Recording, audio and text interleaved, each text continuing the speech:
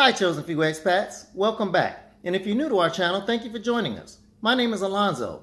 In our How Stable is the Economy in Panama video, we share with you several reasons why Panama's economy is well positioned going forward in a post-COVID environment. President Nito Cortizo just signed an executive order a few weeks ago that make an even stronger case for that. And we're going to tell you all the reasons why in this video.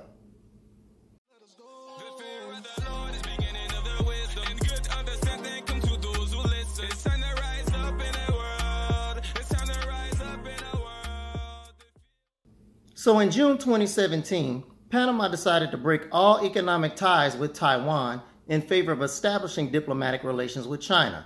Why is that? Well, we're going to cover more about that later in the video. But also, Panama decided to begin construction on a new cruise terminal, Fuerte Amador, in Panama City. They already have a cruise port terminal in Cologne that a lot of cruise companies do utilize. But then they realized when looking at the cruise traffic that's coming through the Panama Canal, about 250 ships per year, that these passengers really had no opportunity to stop and shop and tour in Panama City. So they made a decision to build a cruise terminal, and they began construction on that back in October 2017. It's a $166 million project. Now that project was scheduled to be completed in 2019, and Panama put forth a tender, tried to recruit a company to basically run the cruise terminal. The president basically pushed that out to August of 2020, and we all know why, due to COVID.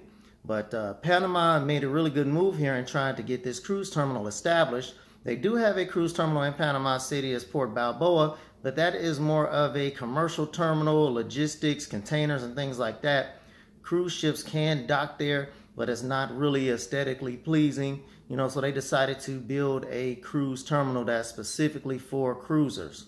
And so one thing with the diplomatic relations with China, reason why they did that, or one reason why they did that, is that this Chinese company called the China Harbor Engineering Company in August 18 finished the dredging work for the new cruise terminal at Fuerte Amador. So basically Panama took a look at this and said, hey, we like Taiwan, things have been going good with you guys, but when you look at China, you're talking about a country that is 20% of the world's population, 1.4 billion of the world's 7.8 billion people.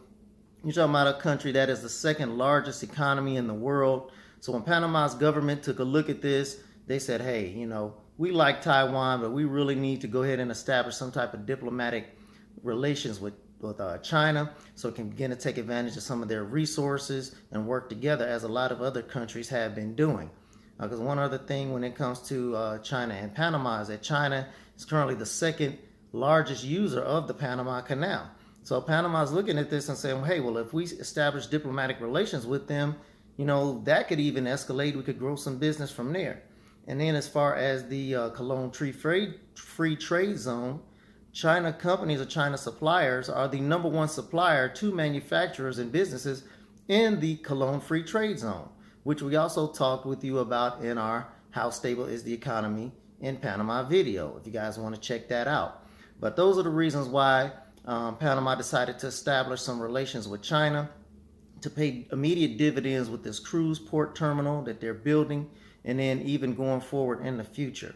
So why did Panama look at building a cruise port terminal? So one thing we did just mention here is that they noticed that the cruise traffic coming through the canal is about 250 ships per year.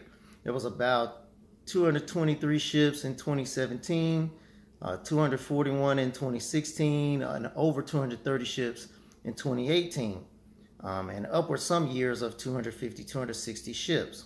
And so what Panama charges these cruise ships to come through the canal is what they call basically a berth fee, and that's determined by the number of passengers that are in beds on that ship.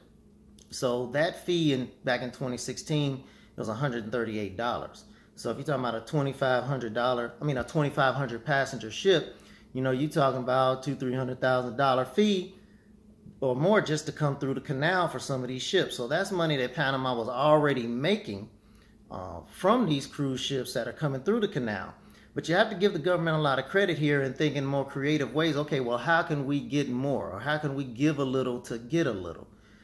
So what they decided to do is they wanted to try to incentivize these cruise companies to make Panama City a home port.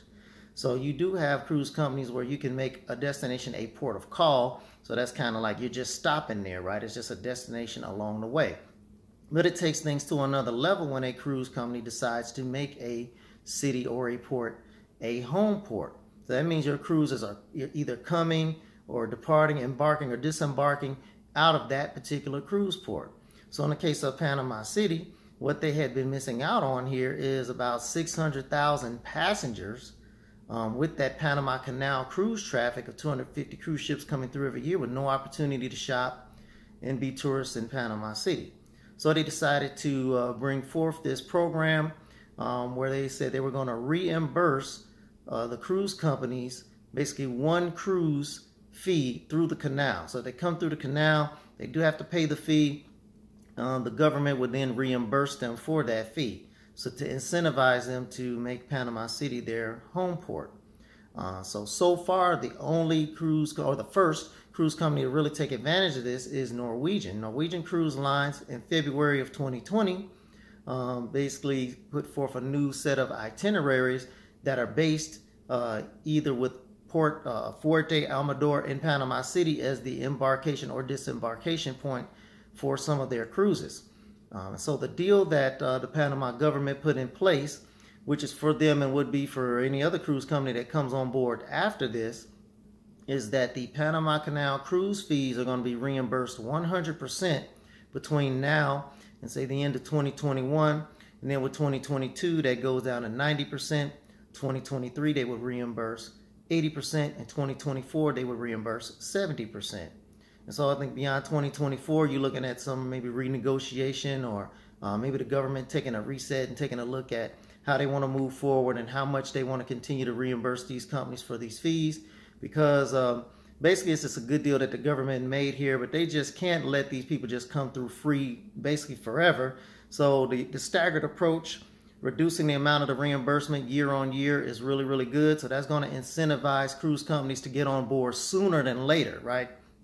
It'll benefit them to go ahead and just bite the bullet and sign up for this right now, as opposed to doing so 2 years from now when they missed out on the reimbursement of all of these fees.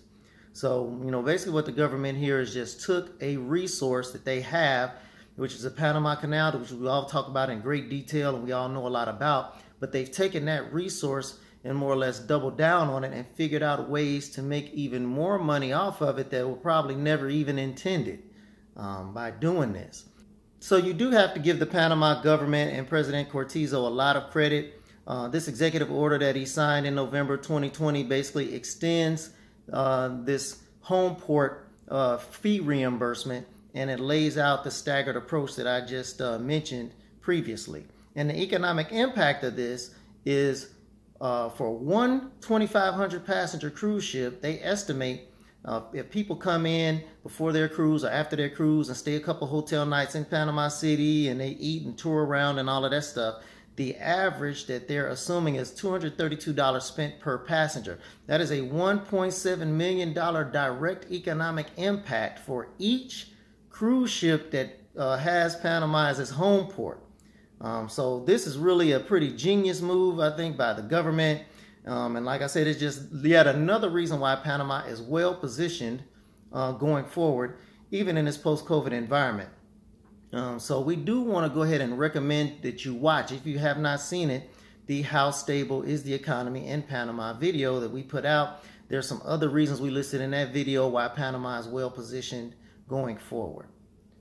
So if you like our content, give us a thumbs up. Please hit the subscribe button and the notification bell to be notified of our future videos. Thank you all for joining us, and we'll see you next time.